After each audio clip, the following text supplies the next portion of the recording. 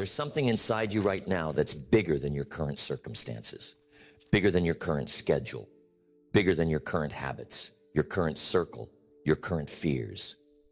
And you know it, you felt it in quiet moments, in those flashes of insight, in those long stretches of discontent where you start to wonder if the life you're living is the life you're meant for. That sense, that pull, that there's more, that's not fantasy. That's not delusion. That's your potential talking. It doesn't shout. It doesn't demand. It whispers. It nudges. It taps you on the shoulder and says, wake up. I'm still here. And the truth is, most people never unlock it. Not because they don't have it, but because they never stop long enough to recognize it. They're too busy, too distracted, too conditioned by the noise of the world to hear the signal within. They follow routines they didn't design. They obey limits they never tested. They chase approval from people who've already settled. But that's not you. Not anymore. You wouldn't be here if you hadn't already decided, somewhere deep down, that you're not going to spend the rest of your life wondering what you could have become. You're ready to find out. You're ready to dig beneath the excuses, the hesitation, the overthinking. You're ready to go beneath the surface. See, potential isn't just talent. It's not just what you're good at. It's not about being gifted. Potential is capacity. It's possibility. It's the space between where you are and where you could be if you stopped holding back. It's the unused strength, the buried ideas, the locked up energy, and the only way to find it is to go looking for it. Not someday. Now, because life doesn't wait. The clock is ticking whether you move or not. And if you don't take control, someone else will. Someone else will decide your value. Someone else will define your identity. Someone else will write your story. And you'll wake up one day wondering how it got away from you. But the good news, you're still holding the pen. You still get to choose what this next chapter looks like. And it begins, not with a miracle, but with a decision. The decision to stop coasting. The decision to stop wishing. The decision to stop hiding. You don't need a new identity. You need a new standard. You don't need a lucky break. You need daily commitment. You don't need someone to rescue you. You need to remember who you are and who you've always been beneath the layers of distraction and doubt. Because deep down, you already know what you're capable of. You've seen glimpses of it. You've tasted it in moments of clarity and flow. And now, it's time to make that state your new normal. It's time to pull potential from theory into practice, from concept into commitment, from wishing into working. And unlocking it, that's not magic. It's not a mystery. It's a process, a repeatable one, a path you can walk, one step at a time, with clarity, with intention, with discipline. 7 steps, 7 decisions, 7 layers that once peeled back will reveal what's been inside you all along. The first step to unlocking the hidden potential within you is awareness. Not passive awareness, not shallow recognition, but deep, active, honest awareness of where you are and who you've been. Because you cannot change what you won't confront. You cannot rise above what you refuse to see. And if you stay unaware, you stay stuck. Most people are not stuck because of circumstance. They're stuck because they've stopped looking at themselves clearly. They've created a version of themselves that's easier to accept, but it's not accurate. It's a version built on past experiences, on other people's opinions, on outdated patterns that no longer serve them. You cannot build a powerful life on a blurry foundation. You need clarity about your habits, about your beliefs, about your identity, about the things you're doing that are either pulling you forward or pulling you back. Because potential doesn't live in fantasy. It lives in truth. And truth starts with the mirror. Not the mirror that flatters, the mirror that reflects, that shows you exactly what's there, not to shame you, not to make you feel behind, but to wake you up, to give you data, to help you see what's actually running your life. How do you spend your time? Not what you say, but what you actually do. Where does your attention go when no one's managing you? What patterns do you run when you're stressed? What stories do you repeat when you fail? What do you reach for when things go quiet? That's awareness. And most people don't want to sit in that reflection. They'd rather escape into distraction, into entertainment, into busyness, because stillness is confronting. But the truth is, the stillness is your starting line. If you can't sit with who you are, you can't change it. You need to know your defaults, the way you speak to yourself when you fall short, the beliefs you slip into when plans fall apart, the identity you revert to when no one's looking, because until you become aware of it, you can't interrupt it.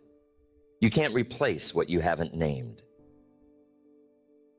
Awareness is painful at first because it forces you to see the gap between your intention and your behavior. It shows you the ways you've been lying to yourself. It reveals the parts of your life you've let drift. But that pain is not punishment. It's an invitation. It's access. Because once you see it, you can change it. Once you name the pattern, you can rewrite it. Once you become aware of your triggers, your responses, your default emotions, you can shift. Not because you're trying harder, because you're living consciously. And when you live consciously, everything changes. You stop running on autopilot. You stop repeating yesterday. You stop blaming luck or timing or people, because you've realized everything begins with you. Not in a way that creates guilt, in a way that gives you power. If you've been drifting, the first step is not to move faster. It's to wake up. It's to become deeply aware of what you've been avoiding, of what you've accepted as normal that isn't serving you anymore, of what's present in your routine that's keeping you small. You want to unlock potential? Start by seeing where you're leaking it, where your words don't match your habits, where your standards don't match your actions, where your excuses have become identity. It's uncomfortable, but it's necessary. You don't need to fix everything overnight. You just need to see it clearly, to stop sugarcoating it, to stop spinning it, to sit with it, to write it down, to name the patterns, to ask, is this who I want to be 5 years from now? And if the answer is no, you've just found the starting line. Awareness creates choice. Once you're aware, you get to decide. Keep it or change it. Repeat it or rewrite it.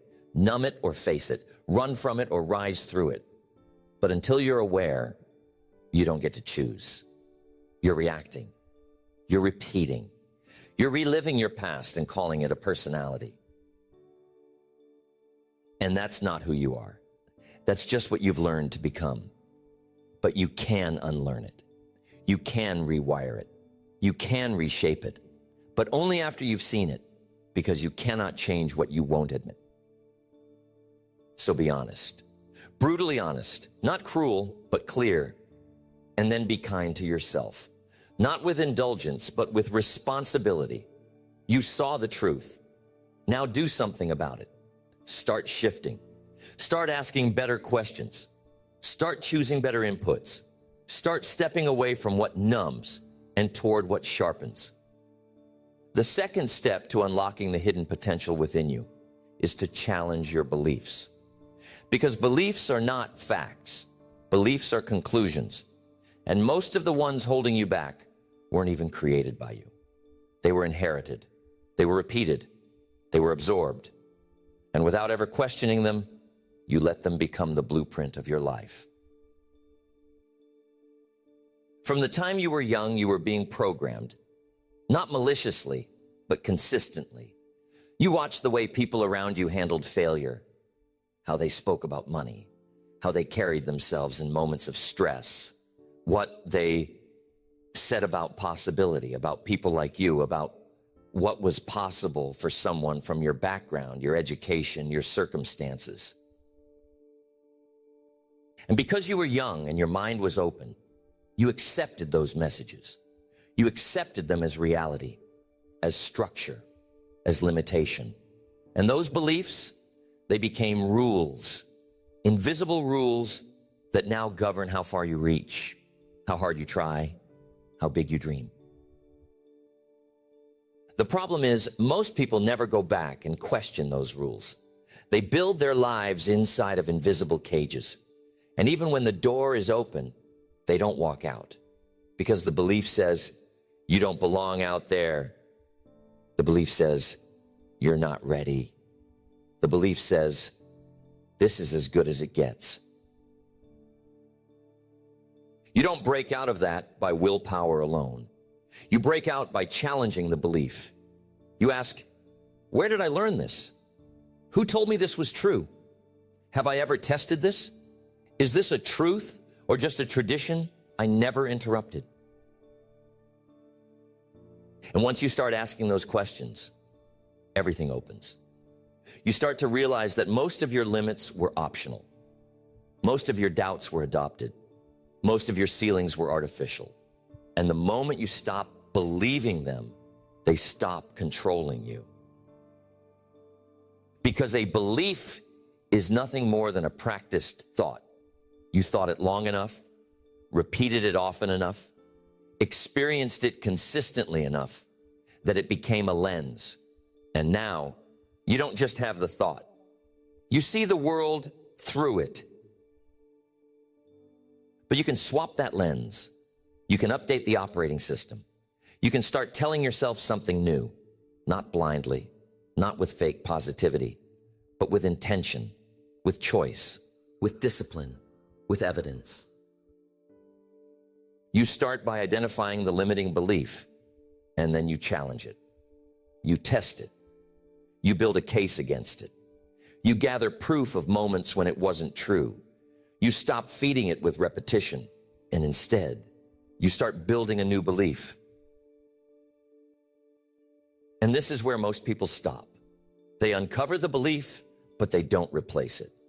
And if you don't replace it, the old one grows back.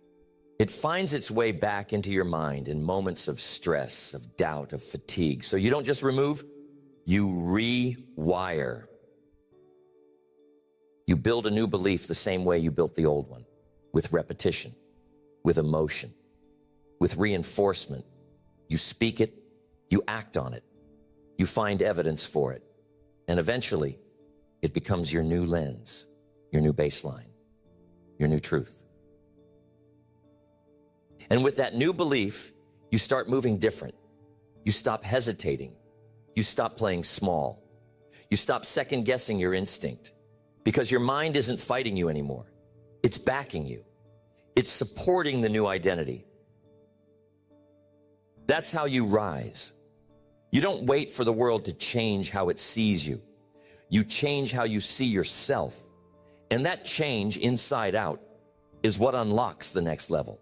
Because now the lid is off. Now you're not negotiating with permission. You're moving with clarity. But it has to be earned. You earn it by showing up every day and acting like the person you're becoming, not the one you've been. Even when it feels foreign, especially when it feels foreign. Because every time you act in alignment with the new belief, the old one loses strength. And yes, it will be uncomfortable. There will be resistance. Your mind will want to go back to familiar because familiar feels safe. But familiar and fulfilling are not the same thing. And if you want to grow, you have to risk leaving what's familiar.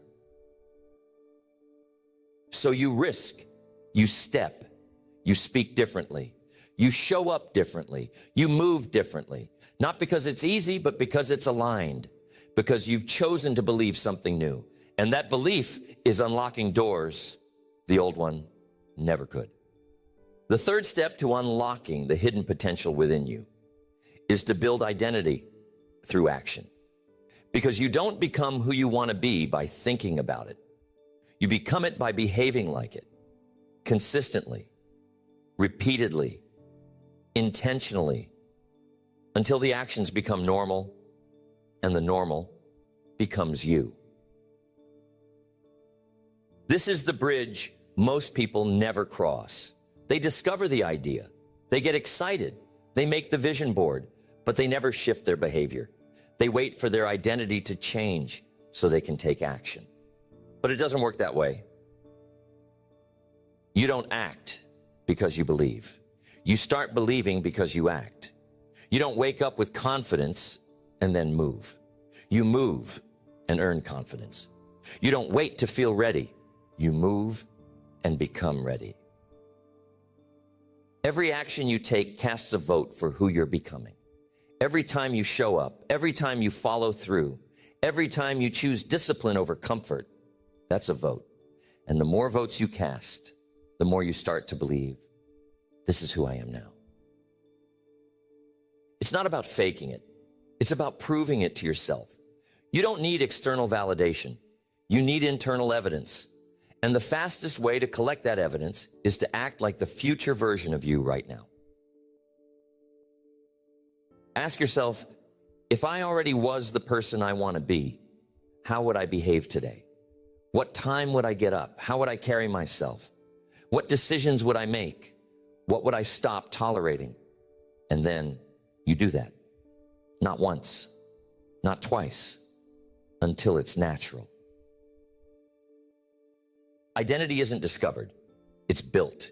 It's created through behavior, through consistency, through choosing the higher road, the longer game, the tougher decision, because that's what your future self would do. And yes, it's awkward at first. Your current habits will resist it. Your environment might not support it. Your friends might not recognize you anymore. But that's the cost of transformation. You don't get to upgrade without letting go of what's outdated. People say change is hard, but what's harder is staying stuck in an old identity that no longer fits. What's harder is waking up every day and pretending that your dreams don't matter. What's harder is living misaligned, year after year. So instead of waiting to feel like it, you act into it. You act like the confident one. You act like the focused one. You act like the disciplined one. You act like the leader, the writer, the athlete, the artist, the builder. Whatever your future demands, you start moving like it today.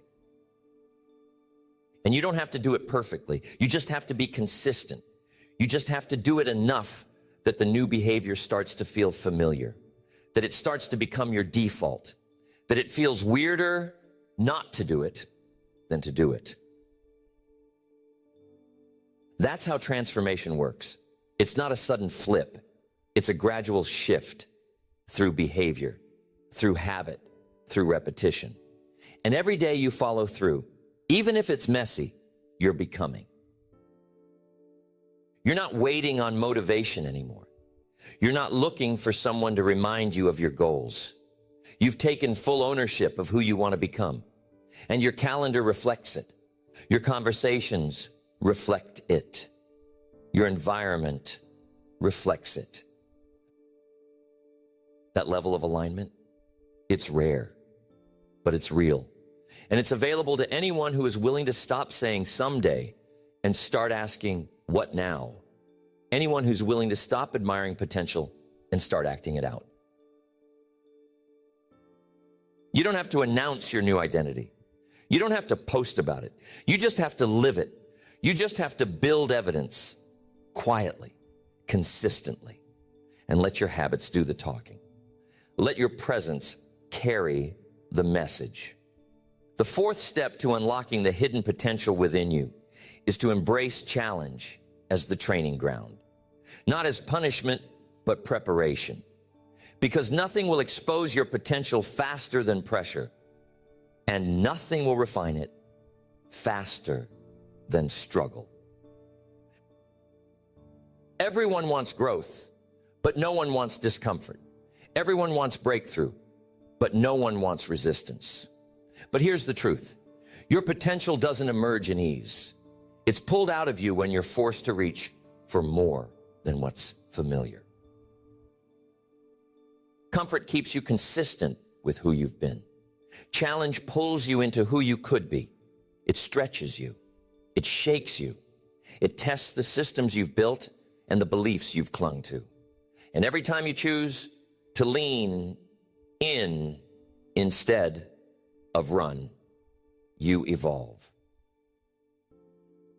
You want to find out what you're made of? Step into difficulty.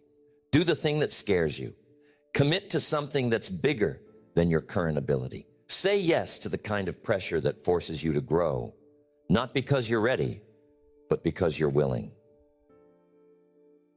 The more you avoid challenge, the more you avoid growth. The more you run from discomfort, the longer you delay your breakthrough.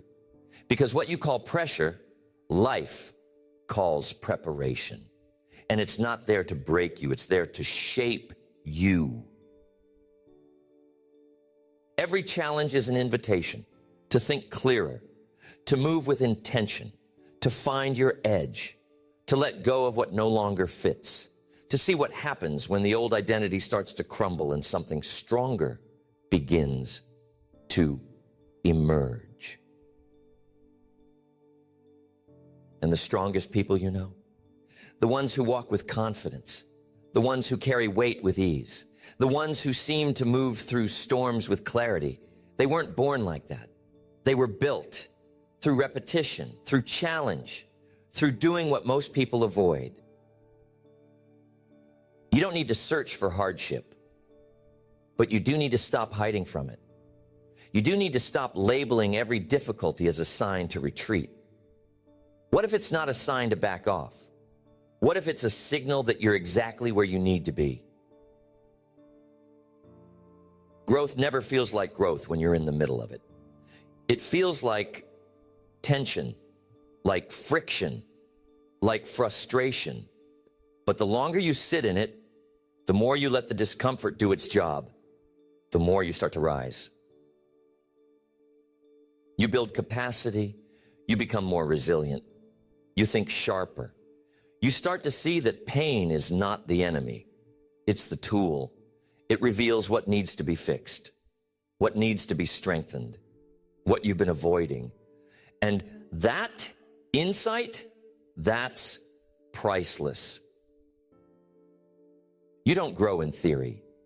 You grow in practice, in the real life tests that no one prepared you for, in the moments that interrupt your comfort, in the situations that feel unfair, unpredictable, overwhelming. And those are the moments where you find your edge. But most people don't stay long enough to get the lesson. They want out too soon. They want relief before results. They want the fire to stop before it finishes refining them. So they miss the transformation. They miss the identity upgrade. But you're here to stay. You're here to breathe through the challenge, to extract the lesson, to let it make you deeper, not bitter, stronger, not colder, sharper, not harder.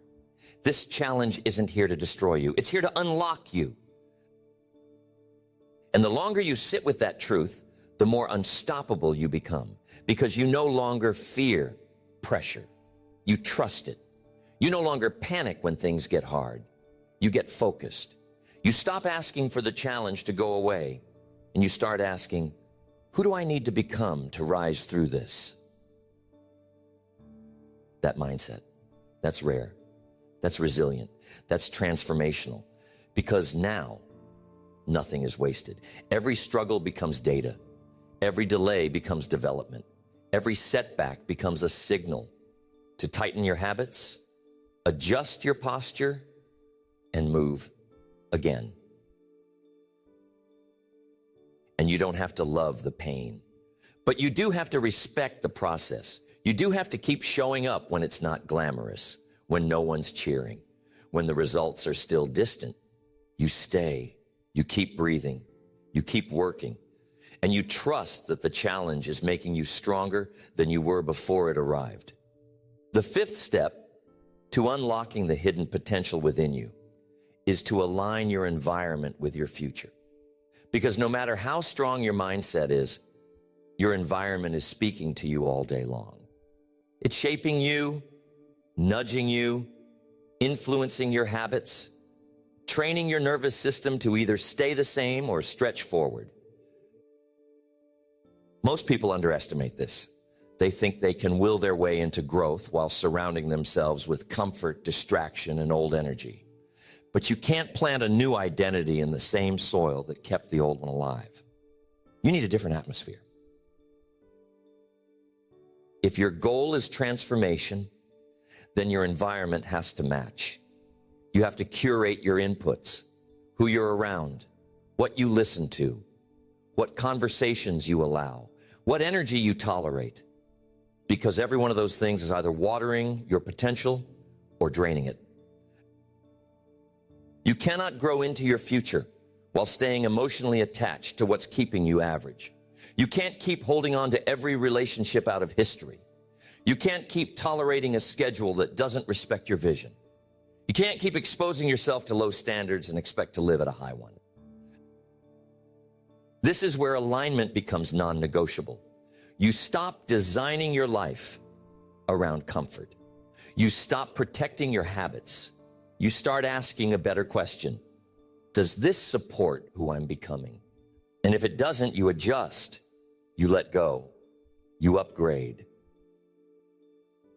And that upgrade, it's hard, because it means you'll have to make decisions that don't always feel easy.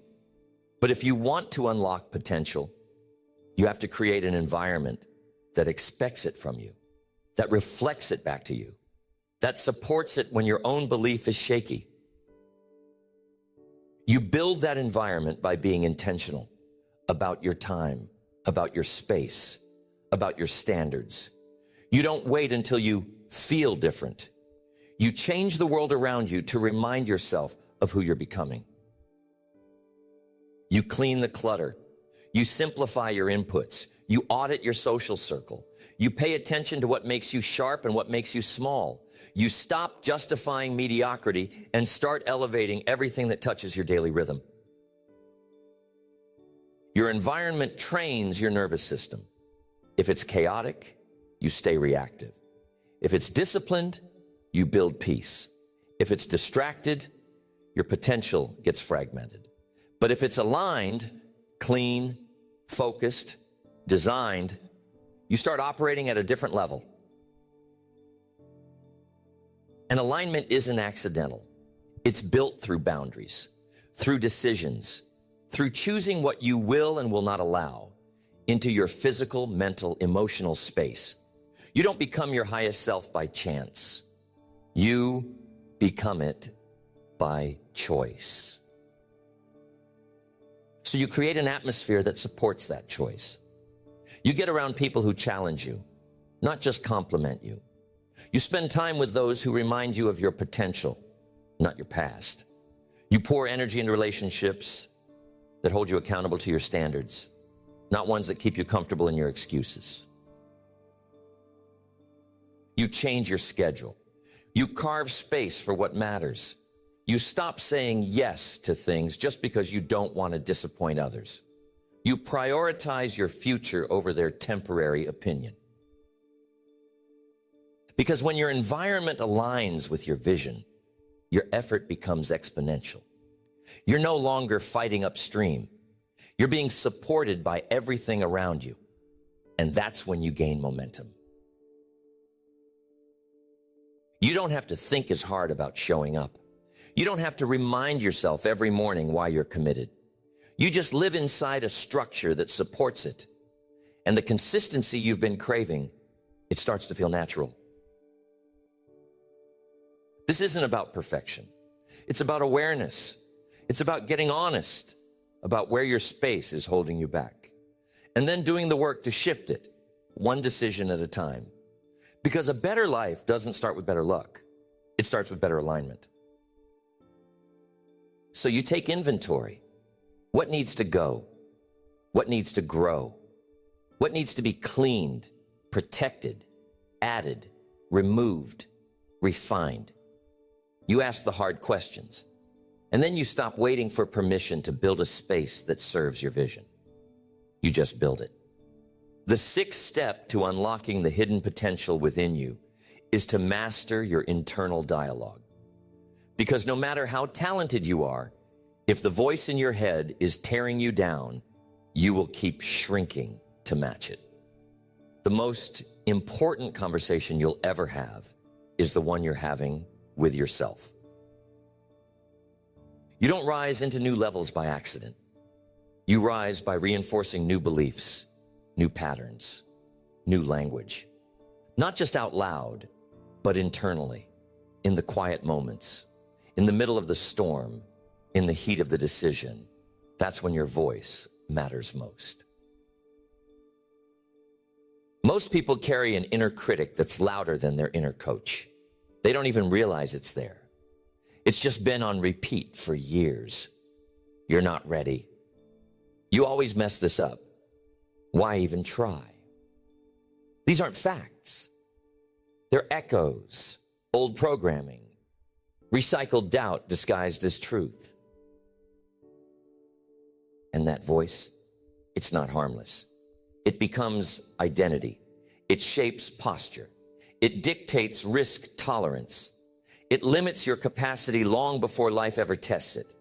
Because if you're already losing the internal battle, you'll avoid the external one. But you can change that. You can train your internal voice to support your future, not sabotage it. You don't silence the critic. You override it. You stop arguing with the negative thoughts, and you start rehearsing the right ones. You speak from your values, not your feelings.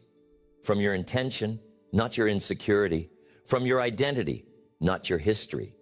You start telling yourself what your future requires, not what your past expects.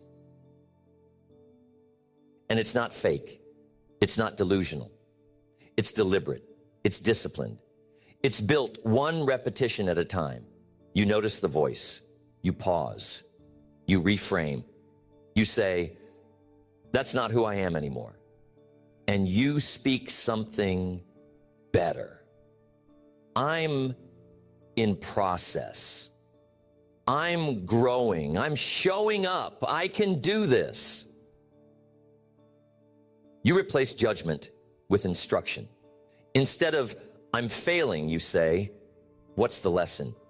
Instead of, this always happens, you say, what can I shift? You stop assigning identity to your mistakes, and you start assigning purpose to them. That shift in language, it compounds. It builds belief, not overnight, but over time. And as that belief grows, your behavior shifts, your posture rises, your risk expands, your consistency deepens, because now you're not working against your own mind, you're working with it. You coach yourself through hard moments. You stay centered in chaos. You choose language that reinforces commitment, not comfort. You speak to yourself like someone you respect, like someone worth showing up for, because you are. And every time you repeat that pattern, you reinforce the identity. I'm disciplined. I follow through. I do the hard thing. I'm calm under pressure. These aren't just statements, they're anchors. They hold you steady when everything else starts to shake. And they don't just shape your mood, they shape your life. Because your inner dialogue becomes your outer behavior. Your outer behavior becomes your habits. Your habits shape your results, and your results reinforce your belief. It's a cycle, and you're either running it with intention or letting it run you by default. But either way, it's happening. So take control, become intentional, choose your words carefully, because you're always listening. You can't talk yourself into mediocrity every day and expect to live an extraordinary life. You can't talk yourself down and expect to lead powerfully. You can't carry self-doubt on repeat and expect to take bold action. You have to shift the story. So from now on, you build the habit. You audit the thoughts. You correct the language. You challenge the narrative. You speak to yourself like someone who matters, like someone whose life is worth building, like someone who has more potential than they've been accessing and who is finally ready to unlock it. The seventh step to unlocking the hidden potential within you is to move with urgency. Not panic, not rush, but urgency. The kind of urgency that comes from understanding time is not promised. The kind that comes from knowing potential without action is just wasted opportunity. There is a version of you that exists on the other side of now. Not someday. Not after you feel ready. Not once everything's lined up perfectly. Right now. But you won't meet that version by waiting. You won't meet it by hoping. You meet it by moving. Most people miss their moment, not because they lack talent, but because they were too casual with their timing. They assumed they'd get another shot. They told themselves they had time. They let the calendar lie to them. And while they were waiting, someone else was building. Urgency isn't stress. It's clarity. It's a deep understanding that your life matters, that your potential matters, that the window doesn't stay open forever, that while you're putting things off, the gap is growing. And the longer you wait, the harder it becomes to close that gap. You don't get to decide how long your opportunity will last, but you do get to decide how fast you respond to it. And every day you hesitate, you teach your brain that delay is okay, that waiting is safe, that comfort is more valuable than growth. But when you move with urgency, everything shifts. Your focus sharpens. Your excuses start to sound weaker. Your vision gets louder because now you're not just thinking about your future, you're building it. And you don't wait for motivation. You don't wait for energy. You move first. You train your system to act when it doesn't feel convenient. You stop letting your feelings decide your pace. You stop confusing "I'm not ready" with "it's not time." Because the truth is, you're not always going to feel ready. But the only way to become ready is to go anyway, to step anyway, to start anyway. And when you do, you create momentum. And momentum gives you evidence. And that evidence builds belief. You want to believe in yourself? Start moving. Stop planning endlessly. Stop waiting to be perfect. Perfection is just procrastination with better PR. Start with what you have, where you are, now. Because what you can't afford is another month of hesitation, another quarter of waiting, another year of looking back and realizing you could have been further. You don't need another talk. You need traction. And traction requires movement. This isn't about recklessness. It's about responsibility, about realizing that your life is your responsibility, that your future is your responsibility, that if you want to change, no one's coming to knock on your door and drag you into it. You go, you lead, you move. And you move without apology, without needing everyone to understand, without needing the conditions to be ideal. Because urgency isn't about being dramatic. It's about being committed to your vision, to your discipline, to your next level. And when you live that way, when urgency becomes part of your rhythm. You stop letting small things slow you down. You stop letting opinions take you off track. You stop letting fear choose your speed. You lead, you step, you execute. Potential without urgency is a shelf full of unopened gifts. And life doesn't owe you the time to unwrap them slowly. So you make the decision. You pick up the pace, not chaotically, but intentionally. Not frantically, but with purpose. Because the future doesn't wait. And the longer you delay, the more you have to rebuild. But the sooner you move, the more ground you cover. The more clarity you gain. The more of your own capacity you discover. You've just walked through 7 steps, not quick tips, not motivational fluff, but real, actionable steps to unlock what's already inside you. Because that's the truth. It's already there. You don't need to find yourself. You need to return to yourself. You don't need to be rescued. You need to be reminded. You've been told to wait, to play small, to stay realistic. But the reality is this: your potential is not intimidated by your past. It's not limited by your present.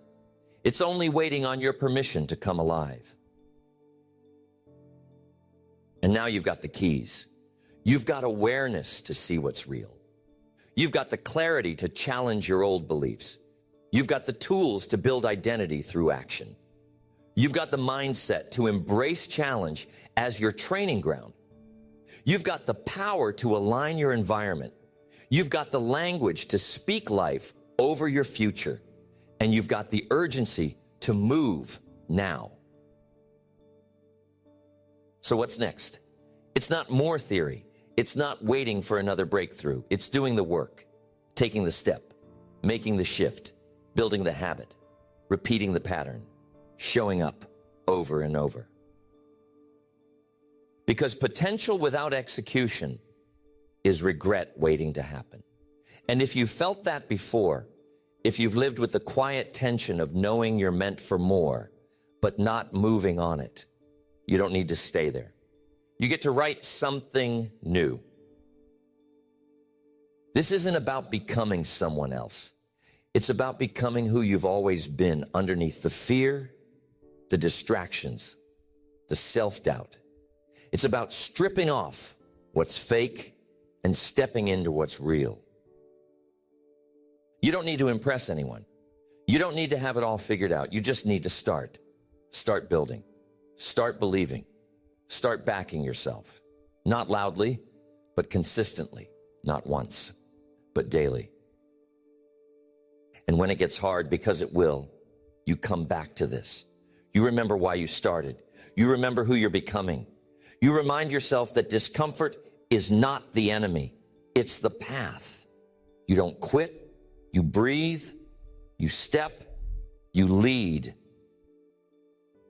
Because the world doesn't benefit from you playing small. It doesn't grow from your hesitation.